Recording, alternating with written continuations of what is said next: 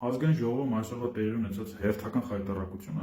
ուղիղ համեմատական է Հայաստանի վերջին 30 տարվա առնական լինելու հետ։ Այս մարդկանց շնորհիվ Հայաստանը ներսից ծնկի է բերվել ուղղակի։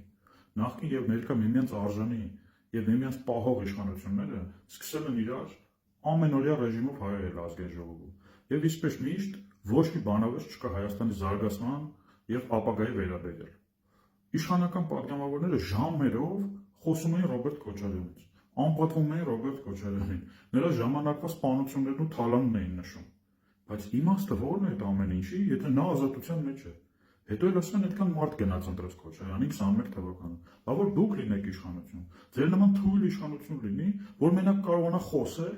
կարողանա թալանի եւ հանցանքների մասին մենակ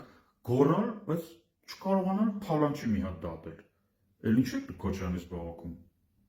Իսկ նա այդ ընթացքում ձեր շնորհիվ ավելի է հարստանում, նրա ռեյտինգը ավելի է բարձրանում, ձեր ապիկար կառավարման ֆոնին եւ այսպես շարունակ։ Էլ ինչ իշխանություն եք դուք։